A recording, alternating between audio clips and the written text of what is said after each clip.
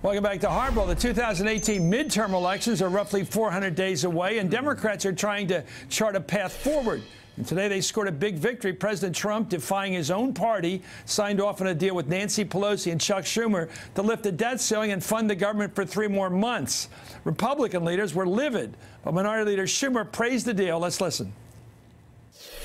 Earlier today, we had a very productive meeting with President Trump, Leader McConnell, Speaker Ryan. In that meeting, we agreed to pass Aid for Harvey, a continuing resolution, and an increase in the debt ceiling, both of those until December 15th. This is a really positive step forward.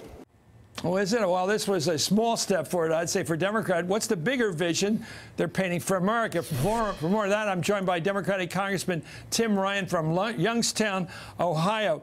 Most people don't care about debt ceilings. And by the way, that looked like, I mean, Chuck Schumer looked like he was the cat that swallowed the canary there, because he got a 3-month deal, forcing the Republicans to vote twice on raising the debt ceiling. Right. Pure partisan politics. Okay, I'm fine with that.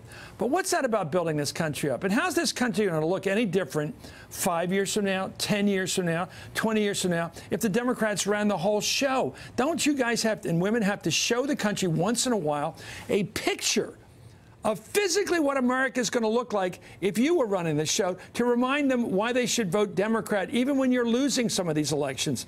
Keep the hope alive, even. No doubt. And I don't have any picture in my mind of what the Democrats would do. I think it starts with our communities, rebuilding the communities, and that's not just public sector spending, but we have about 75 million millennials and 75 million boomers who all want to move into walkable communities. This sounds a little wonky, but that's a construction boom waiting to happen to rebuild some of these communities that have been absolutely decimated. You have the public spending on light rail and sidewalks and streets, but there's trillions of dollars in private sector spending that would get behind something like that. These communities need to be vibrant places. Chris, let me tell you, it is unacceptable what these communities look like. I was home in August, and I drove through some of mine, and I visited some other ones. This cannot happen in the United States, where half the community is empty factories. And even if you get one, so we've got a new billion-dollar steel mill in Youngstown. You know how many people work there? 400.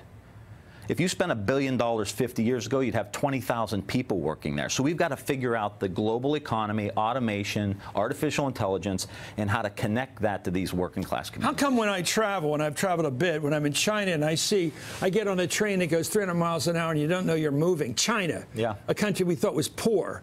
The cranes are up even on Friday night. They're constructing new cities with 5 million people in them, cities we've never heard of. They just keep building and building. Why can't the Democrats have a public works push like they did in the 30s? We built Washington, D.C. This city was built in the Depression. Lincoln built the railroad system in the middle of the Civil War. Eisenhower, the supposedly do-nothing Republican, built the interstate highway system. And I don't know what Democrat I identify with building anything, not even rebuilding Penn Station, that dump in New York, or the LAX airport. They're all dumps. And you travel around the world and everything looks great. Why are we the last in line to build anything anymore? What happened to construction? How about the construction trades? Why aren't they in bed with the Democrats right now in saying we're going to build and create jobs, really high-paying jobs? What happened? Well, I think a lot of us were saying this at the time when we did the Recovery Act. I don't hear it. Well, when we did the stimulus bill. You're dicking around with Mickey Mousing around with a debt ceiling. It's Mickey Mouse. And then you have revenue-neutral measures that don't spend any money. And then you talk about,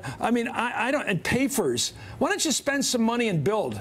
It's 2% interest out there. I totally agree with you, 1,000%. I was one of the voices, along with guys you remember, Dave Obey and Jack Murtha, and some of these guys during the stimulus bill. They were saying this needs to be double. There was only $120 billion in transportation money in that. That's when we should have had the opportunity, because the train, no pun intended, was leaving the station. So we needed a bigger stimulus bill. We've got to rebuild these downtowns. There's no question about it. We've got to rebuild the neighborhoods. You can go to Birmingham or you can go to Youngstown, and there's most of the town needs rebuilt. Okay, I hear a voice here, and I hear the voice of a candidate. Are you running?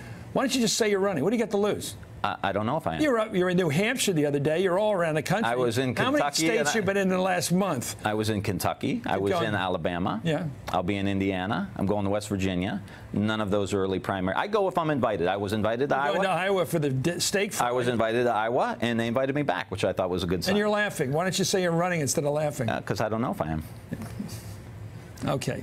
It seems to me. I mean, do you know what you're doing 3 years from now, Chris? Yeah, I'm going to be here if I'm lucky. I know exactly what I'm doing. But I look at these candidates. I mean, I like Joe Biden. I see the merit in Elizabeth Warren. I'm not a huge Bernie fan, but I think he's okay. He's better than what we got now. And I think all these guys in their 70s and women, and Hillary and Nancy Pelosi, all these older people, and I keep thinking, when's the new generation going to step up and say it's our turn? I will say, your turn? Is it your turn? I don't know. I mean, what I'm saying is, I want to be part of a. We're trying to rebuild the party. Do you here, want to Chris. be president of the United States? Yes or no? Would you like to be president of the United States? I don't know. Maybe one day. The key is for us. Here's the problem with Democrats, Chris, and I'm not trying to avoid the question, but all I'm saying. You keep hitting my hand like I'm going to give you a break. I feel like I'm at the Irish club with you here. Why do you keep hitting the hand? Listen, just tell me. Let me tell you Would something. you like the people out there to think of you as a future president? I want to be a major leader in the Democratic Party in the country. I will leave it at that. The problem with Democrats is all we do is run for president. Nobody runs and organizes around these midterm elections, and that's part of the reason why we are where we are. Donor class, organization, never happens in the midterm election. Okay. Tim Ryan, U.S. Congressman from Ohio. Hey there, I'm Chris Hayes from MSNBC. Thanks for watching MSNBC on YouTube. If you want to keep up to date with the videos we're putting out, you can click subscribe just below me, or click over on this list to see lots of other great videos.